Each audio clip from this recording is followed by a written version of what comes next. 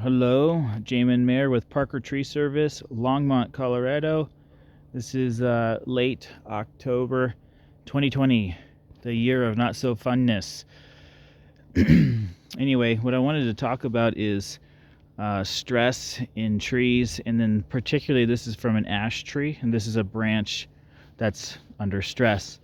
So this would be both abiotic stress and then biotic stress from what I see in this tree.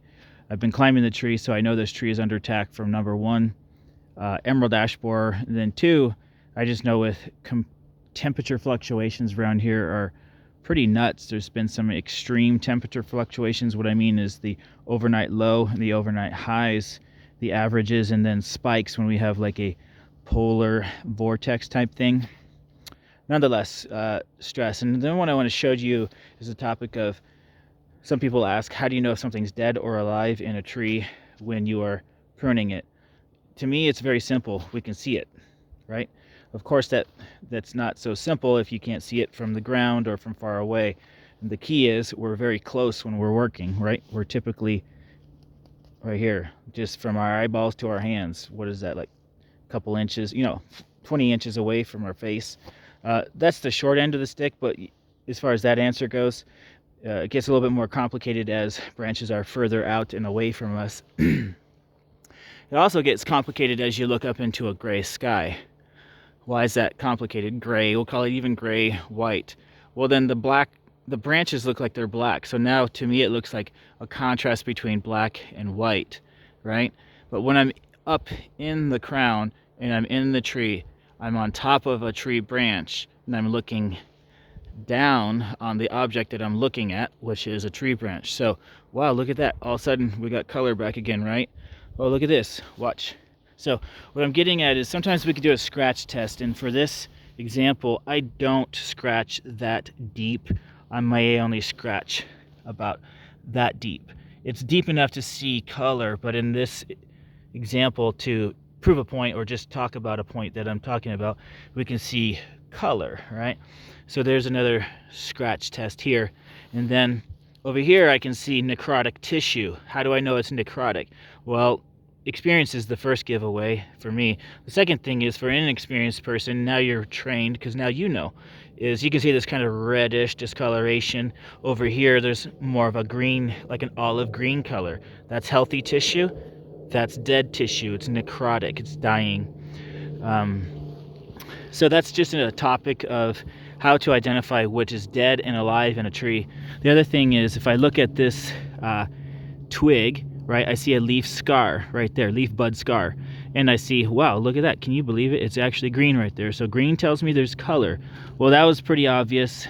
And then we see a dead one right there. Number one, there isn't any leaf bud scars. Two, just by the color. Three, by body language or just the way it looks, starts to shrivel. I know it's, dead if I were to snap it, right? So you can say that wherever this one is, this is the apical or apical meristem is way over there. That's the terminating end of this particular branch that I cut out for the sake of this video. Anyway, this I know that is completely dead, but there was some vital, no, this is recent dieback where I just snapped. It looked a little bit green or alive, but then I snapped it and it's for sure dead. And it's no mystery that it was, because right here it told me that anything at this point and above is dead. So now I'm going to get into another quick topic, which is the difference between a reduction cut and a heading cut. I won't totally cover what a reduction cut exactly right now, but I'm going to make a heading cut and show you what that looks like in a tree branch, and why I typically like to avoid making heading cuts, as they look, number one, unnatural, and if it's unnatural, I say it looks ugly. But sometimes for the sake of keeping a stress tree alive, it's necessary to make heading cuts, okay? So I'm not ruling out the baby with the bathwater with this practice of making a heading cut. I'm going to pause this, make the cut, and turn it back on. So that's a heading cut right there. And basically what a heading cut means is, you can see all these multiple sprouts that are out here. The diameter of these sprouts are not really that large compared to the diameter of the parent stem. Generally you can come down to about something that's 30% the diameter of the parent stem, as a practice in my service, I typically like to reduce something back to maybe a lateral that comes off a parent stem that's about 50%. Typically the angle of that branch, that lateral branch, is more obtuse or open versus acute and almost a 90-degree angle. That's the first thing. Next thing I want you to notice, another subject, is witch's broom. Certain trees respond, or say over respond or react to stresses differently. In this case, with ash trees, they will tend to create which is called a witch's broom. So basically there's 1, 2, 3, 4, 5, 6, 7, 8 little tiny shoots coming off this one branch right here. Well, for someone that's kind of OCD like myself, it kind of throws out a little bit of a conundrum. Should I thin some of this stuff out or not? The other thing is I have an artistic expression or a customer expectation to meet, well, to make things look good. How about that? Very simple, to make things look good. To me, making, number one, this heading cut, I don't like that. 2, leaving much of this behind, I don't like that. But deep down inside, I just kind of know I have to kind of compromise with, we'll say, what nature is giving me at that moment, and I have to work with the best of what I have at that time. So it also just leads into a situation where here we are in October, where I said, and I showed you that this part of the branch is dead. So that's a good 3 feet plus of the branch. This branch is clearly alive, as we can see the green tissue underneath. The problem is, no matter what time of the season that we work on a tree, a branch could be in the process of dying, yet we don't quite know that.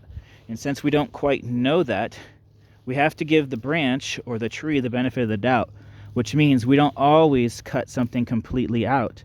We may have to leave several branches that are questionable or marginal in the tree for the sake of stimulating some vitality for the tree, getting that tree to move along, to grow, to repair, to heal, to bounce back, whatever you want to say.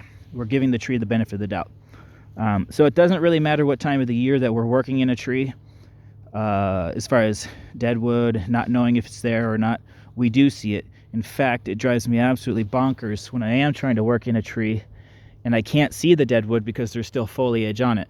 So sometimes working within the tree, like for example that one hasn't dropped its leaves yet, I may be on the interior structure looking outward towards the branches tips, and I may not even be able to see some of the dead wood. But in this case, I actually think that winter is optimal because I can see everything. And don't get me wrong, that sometimes I can't see everything, but sometimes, again, we may have to leave some things that are maybe in the process of dying. We have to leave it, but we have to kind of give it the benefit of the doubt. Okay, that's just a good cultural practice. Basically, it's not anything to do with, say, the lack of integrity or the lack of good service or anything like that. Thanks.